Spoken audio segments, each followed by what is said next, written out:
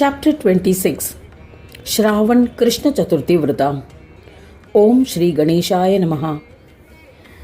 Dasharatha requested, I am now eager to learn about the glory of the great Shravan Krishna Chaturthi. Please explain to me. Sage Vasishta said, I shall tell you the history of Shravan Krishna Chaturthi. Reading or listening to it bestows happiness. In the lineage of Chandra, there was a king named Yudhishthira. He was valiant, righteous, generous, and would treat enemies with great respect. Yudhishthira, the son of Pandu, was an incarnation of Dharmaraja.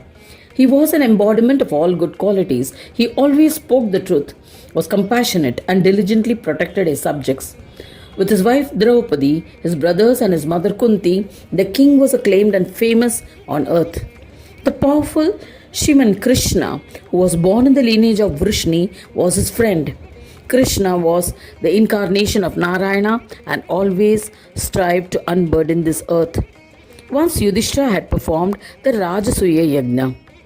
The Rajasuya Yajna is a consecration ceremony which involves imperial sacrifice and was performed by the kings of the past. Any king who considered himself to be the most powerful and fit to be an emperor would perform this ritual. The king performed this yajna should be accepted as an emperor by all kings throughout the territory. The king who performs this yajna sends his troops across the territory to get consensus regarding the Rajasuya. But this is not an easy task. Some may support him, some may be resisting, and some may not agree to this and revolt. So the troops must defeat the kings who disagreed with them in a war and show their power over them. Yudhishthira was seated with other kings in his courtyard. Krishna was not present. Dhritarashtra sent Vidura as his messenger to the yajna. On seeing him, Kunti's son welcomed and honored him. He was offered a royal meal. When he returned to the assembly, Yudhishthira was delighted and said, My life, karma, and birth has become blessed with the darshan of your feet. O uncle, you have always followed the path of dharma. Please protect us. Hope your near and dear ones are well. Please tell us about Dhritarashtra's well-being. Please tell us why you have come here.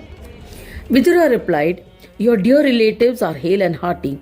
Listen to the message sent by the deceitful Dhritarashtra. Dhritarashtra is under the influence of his beloved son Duryodhana.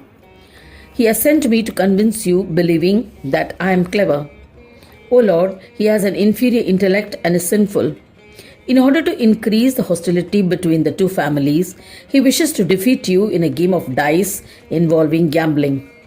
Encouraged by Karna and influenced by his maternal uncle Shakuni and supported by Dushasana, younger brother of Duryodhana, he is keen on annexing your kingdom.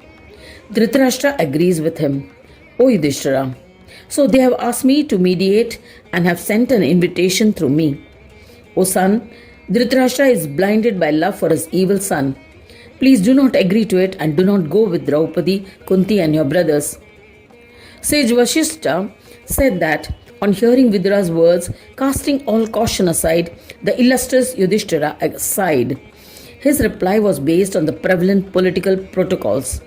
Yudhishthira replied, Dear uncle, listen to my views based on political protocols. Dhritarashtra currently occupies the throne. All of us, including Bhishma, respect him and obey his orders.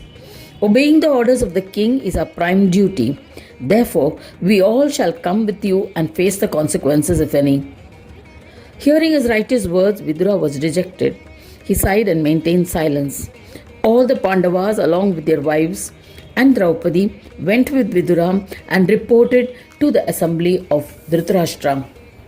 The king gave orders for the game of dice to commence. The brothers engaged in a competitive and fierce game of dice amongst themselves. Shakuni was proficient and experienced in the game of dice. He rolled the dice and won the game. Thereafter, a deceitful Duryodhana won the entire kingdom of the Pandavas. He exiled all the Pandavas to the forest. On the same occasion, he asked Draupadi to attend the assembly and said, O beautiful one, be my wife. You are the wife of 5 husbands. This is unheard of. You have degraded the glory of your clan. His evil brother Dushasana grabbed her garment intended to undress her. Bhishma and others deplored the act of Dushasana. But the Pandavas had lost the game of dice. In order to protect their righteousness, they tolerated the insult. Draupadi then prayed and implored Krishna to save her. Lord Krishna came to her rescue in an invisible form. Using Maya, he assisted her by providing her with garments continuously. Even as she was being disrobed, she did not become bare. The Pandavas were unable to watch this disgrace and returned home. Draupadi, freed the captivity of the Kauravas, went with the Pandavas to the forest. There they met Krishna. Krishna, filled with wrath, had arrived with his army. He said to Yudhishthira, an illustrious king, O king, I shall kill Duryodhana. I shall punish the one desirous of your kingdom. I shall establish you as the ruler. Do not go to the forest. Hearing these words of Krishna, Dharmaraj Yudhishthir adhered to the laws of political protocols and said, O mighty one, forsake your anger. Protect Dharma, O Janardana. You belong to the Vrishni lineage. I wish to regain my kingdom righteously. Regaining my kingdom in this manner is inappropriate and against the precepts of Dharma.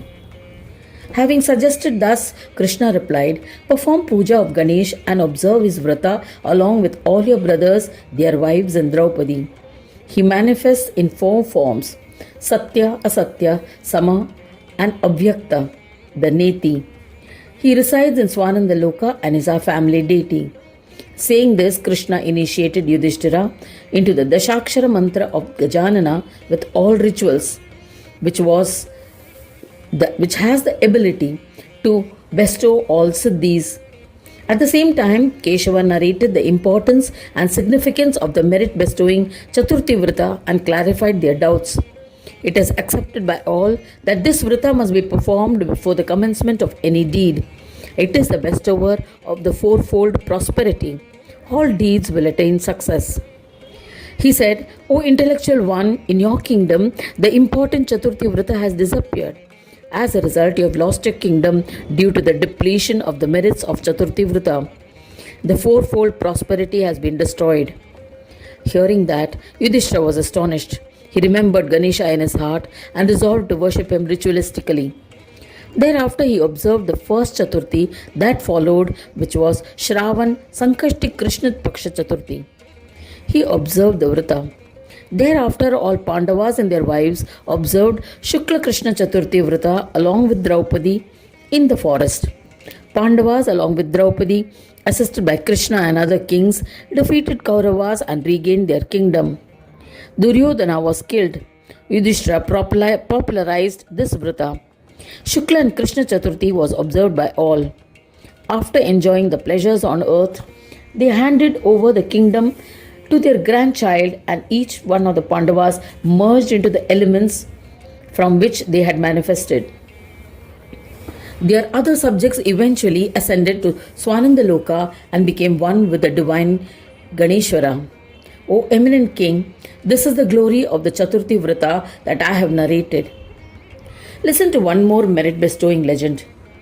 In the province of Karnataka, there lived a sinful artisan. He would live in the jungle and kill with weapons anyone who crossed it. If he found any woman alone, he would attack and molest her. He would eat the flesh of animals, including cows, after killing them. He would kill Brahmins for money. He committed innumerable sins in this manner. He would go to villages, kill and steal their belongings to satisfy their greed. One day, he had gone to a forest and was hiding in a cave of a mountain in readiness to kill any trespassers. Suddenly it rained. Because of heavy rains, streams and rivers were flooded. All roads were submerged. Fearing the flood, the evil man remained in the cave. Fortuitously, it was Shravana Krishna Chaturthi that day. The evil man had unknowingly observed this vrata by not eating or drinking anything that day. At moonrise, he saw a coconut floating in the flood waters. He cracked it and ate the coconut. At daybreak, when he emerged from the cave, a ferocious lion killed and ate him. On the Panchami, the artisan died. Due to the merits earned, he was taken to Swanandaloka and became one with the divine. O king, he had unknowingly observed the Vrata, yet he attained divinity. What more can I say about this incredible Vrata? In this manner, innumerable people who had observed this Vrata earned innumerable merits and in the end attained Swanandaloka and were liberated. It is not possible to describe them all. Anyone who reads or listens to the glory of Shravan Krishna Chaturthi Vrata will be blessed with enjoyments and liberation. Thus ends the 26th chapter titled Shravan Krishna Chaturthi Vrata in the 4th Khanda of the Puran Upanishad, Shravan Mudgal Purana, describing the legends of Gajanana. Dedicated to Sri Gajanana. End of chapter 26.